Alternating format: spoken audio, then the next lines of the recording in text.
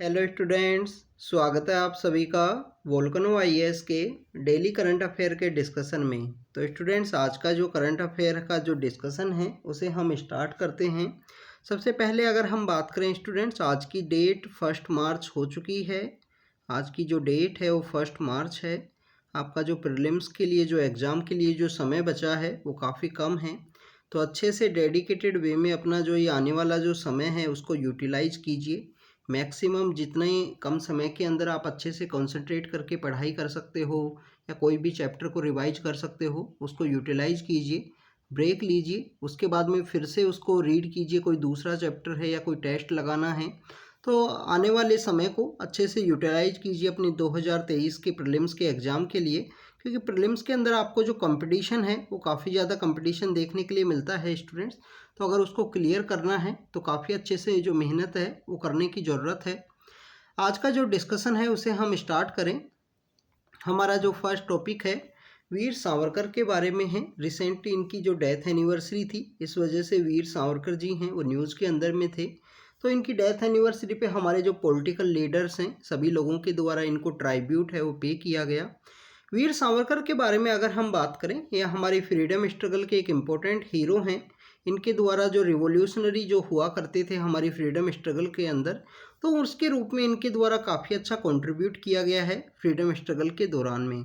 वीर सावरकर के बारे में अगर हम बात करें, 1883 में जो नासिक महाराष्ट्र नाम की जो जगह है, महाराष्ट्र के अंदर जो नासिक नाम की जगह है वहाँ पे इनका जन्म हुआ। इनके द्वारा जो हमारी 1857 की जो रिवोल्ट है उसको फर्स्ट वॉर ऑफ इंडिपेंडेंस की रिवोल्ट के रूप में इनके द्वारा लिखा गया है अपनी किताब के अंदर में, the history of war of independence. इनकी एक बुक है the history of the war of independence. उस किताब के अंदर इनके द्वारा लिखा गया है कि 1857 की जो रिवोल्ट है वो फर्स्ट वॉर ऑफ इंडिपेंडेंस हमारी कंट्री की थी। इसके अलावा स्टूडेंट्स, इन्होंने 1857 की जो रिवोल्ट है उसको यहाँ पे प्लान वॉर के रूप में भी बताया है। बुक के अंदर इनके द्वारा वहाँ पे एविडेंस भी दिए गए हैं कि इस तरीके जहाँ जहाँ पे रिवोल्ट है वो यहाँ पे कैरी आउट किया, वहाँ पीक सेंटर डेवलप हुए। तो उस जगह पे ऐसे एविडेंस मिलते हैं कि वो प्लानिंग के थ्रू जो रिवोल्ट है वो यहाँ पे एग्जीक्यूट की गई थी, बट वो फेलियर होने के कुछ रीजंस हैं। 1857 की अगर हम रिवोल्ट की बात करें तो 1857 की जो रिवोल्ट है उसके कुछ फेलियर के अगर कुछ रीजन हैं।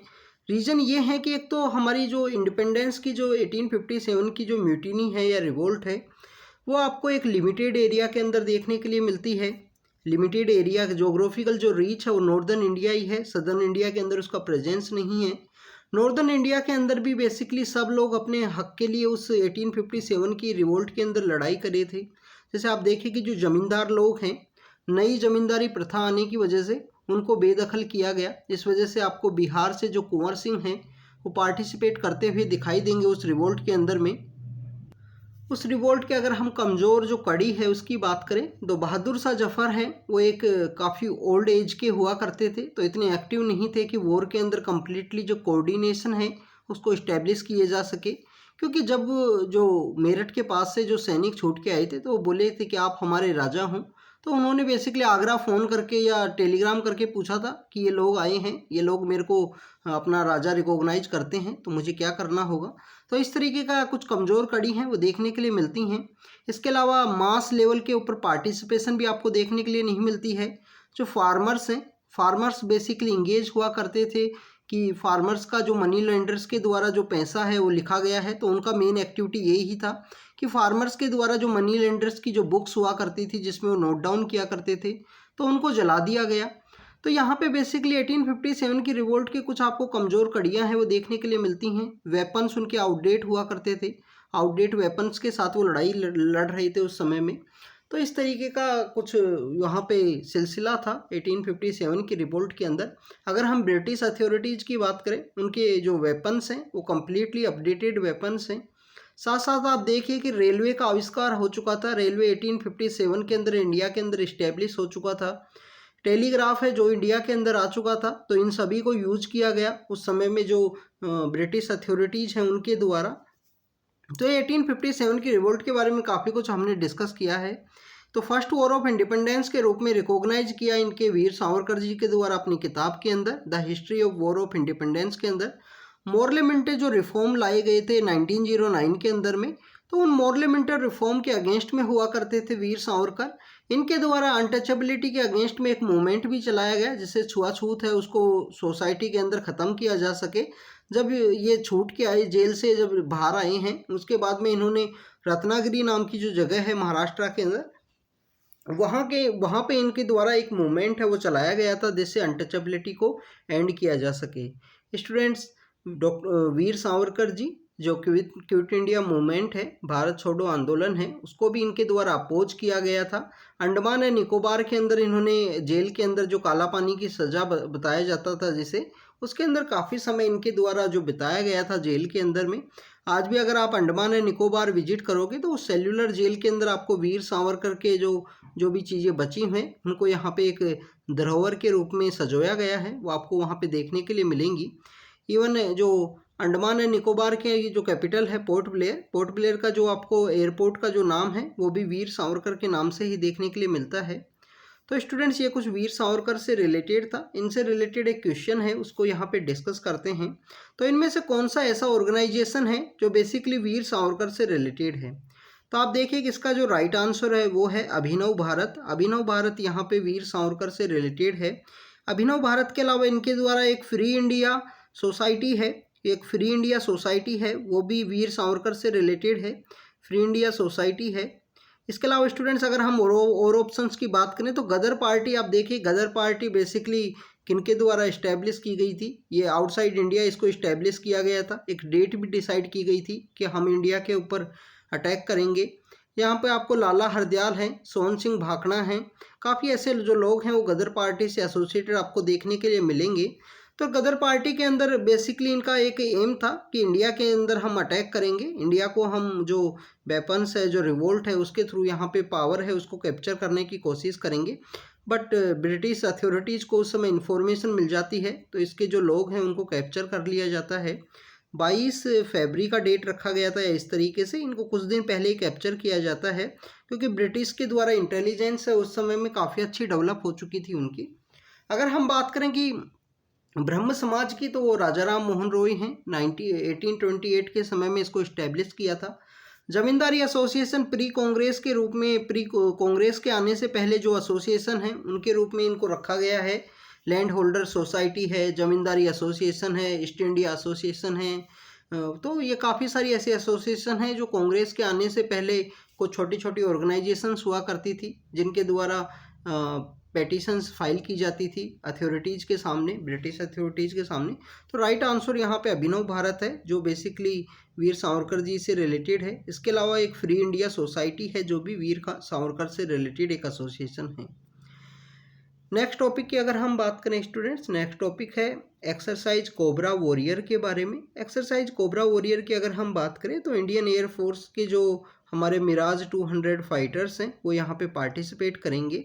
इसके अलावा हमारे और भी जो डिफरेंट एयरफोर्स के जो यहाँ पे फाइटर जेट्स हैं वो यहाँ पे इस एक्सरसाइज कोबरा वॉरियर के अंदर पार्टिसिपेट करेंगे।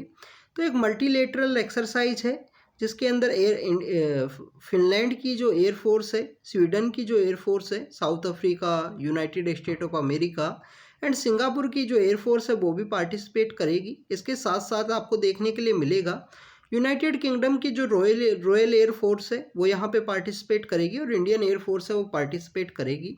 तो इसकी वजह से एक मल्टीलेटरल एक्सरसाइज है, काफ़ी सारे जो कंट्रीज हैं उनकी एयरफोर्स यहाँ पे पार्टिसिपेट करेगी एक्सरसाइज कोबरा वॉरियर के अंदर में।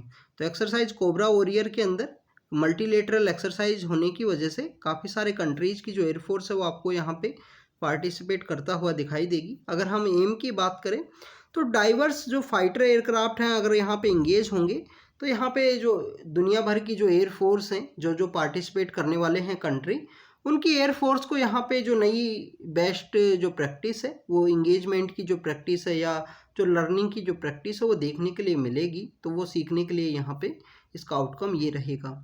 इंडियन एयरफोर्स का जो मिराज 200 जो फाइटर जेट हैं, इसके अलावा और भी काफ़ी सारे जो फाइटर जेट्स हैं वो इसके अंदर पार्टिसिपेट करेंगे।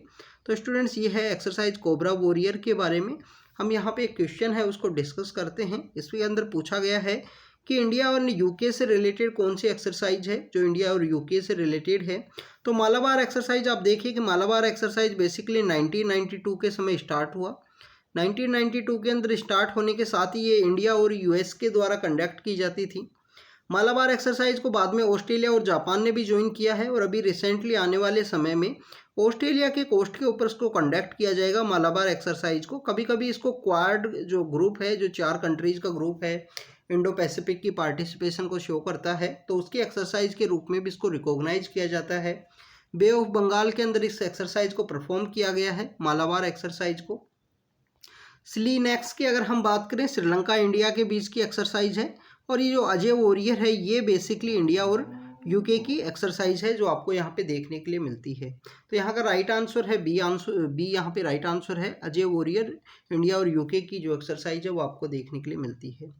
नेक्स्ट टॉपिक की अगर हम बात करें, नेक्स्ट टॉपिक है नेशनल कमीशन फॉर सफाई कर्मचारी। नेशनल कमीशन फॉर सफाई कर्मचारी रिसेंटली न्यूज़ के अंदर इस वजह से है स्टूडेंट्स कि काफ़ी दिनों से देखा गया है कि पिछले 1 साल से जो नेशनल कमीशन फॉर सफाई कर्मचारी है उसका कोई भी हेड नहीं है, कोई भी चेयरमैन यहाँ पे अपॉइंट नहीं किया गया है। तो ये कमीशन कम्प्लीटली यहाँ पे हेडलेस है प्रेजेंट समय में।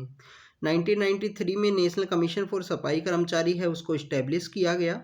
इसका जो स्टैट्यूटरी बॉडी के रूप में जो इसको पावर है उसको यहाँ पे एक्सटेंड किया गया। 2004 तक इसकी जो पावर है वो आपको देखने के लिए मिलती है एज ए स्टैट्यूटरी बॉडी के बाद में। अब प्रेजेंट समय में अगर हम बात करें, इसको कंटिन्यू यहाँ पे एक्सटेंशन है वो प्रोवाइड किए गए हैं। 2022 मार्च तक इसका लास्ट एक्सटेंशन है वो दिया गया था। As a non statutory body के रूप में इसको टाइम टाइम पे इस तरीके के रेजोल्यूशंस के रूप में जो नॉन स्टैट्यूटरी स्टेटस है वो यहाँ पे ग्रांट किया जाता है। तो नेशनल कमीशन फॉर सफाई कर्मचारी इनिशियली जब इसको इस्टेब्लिश किया गया था एज ए स्टैट्यूटरी बॉडी के रूप में इस्टेब्लिश किया गया था। ये हमारे जो सफाई कर्मचारी हैं उनसे एसोसिएटेड है। जो हमारी मैनुअल स्क्वेंजिंग की जो एक्टिविटी हैं वो आपको देखने के लिए मिलती हैं, उनसे एसोसिएटेड है, उनकी आवाज़ उठाई जाती है। तो आपको पता होना चाहिए कि एक पर्सन है बेंजवाड़ा विल्सन, वो इससे एसोसिएटेड हैं। उनके द्वारा इस कमीशन का जो लगातार इस कमीशन को यहाँ पे अपग्रेड करने के लिए काफ़ी सारे जो मूवमेंट्स हैं वो चलाए गए हैं, बेंजवाड़ा विल्सन हैं। मैनुअल स्क्वेंजिंग जिसको पहली बार 1993 में इंडिया के द्वारा बैन किया गया था, उस डीह्यूमनाइज करने वाली उस प्रैक्टिस को। मैनुअल स्क्वेंजिंग के अंदर ही आपको देखने के लिए मिलता है कि 2013 में मैनुअल स्क्वेंजिंग एक्टिविटी से रिलेटेड जो पर्सन हैं उनको यहाँ पे नई लाइफ दी जा सके, नया ऑक्यूपेशन दिया जा सके, उसके लिए गवर्नमेंट के द्वारा एक जो अमेंडमेंट एक्ट है वो भी लाया गया था 2013 में मैनुअल स्क्वेंजर्स के रिगार्डिंग में। तो स्टूडेंट्स, ये नेशनल कमीशन फॉर सफाई कर्मचारी है, मिनिस्ट्री ऑफ सोशल जस्टिस के अंडर ये आता है बेसिकली। तो ये आज का हमारा करंट अफेयर का डिस्कशन है जिसमें वीर सावरकर के बारे में, एक्सरसाइज कोबरा वॉरियर, एंड अगर हम बात करें नेशनल कमीशन फॉर सफाई कर्मचारी जो रिसेंटली न्यूज़ में इस वजह से है कि पिछले 1 साल से यहाँ पे इसका कोई भी चेयरमैन नहीं है, इस वजह से ये न्यूज़ के अंदर है। तो ये आज का हमारा डिस्कशन था। कंटिन्यू इसी तरीके से आपको अपडेट करते रहेंगे स्टूडेंट्स। तो thank you students, thank you very much.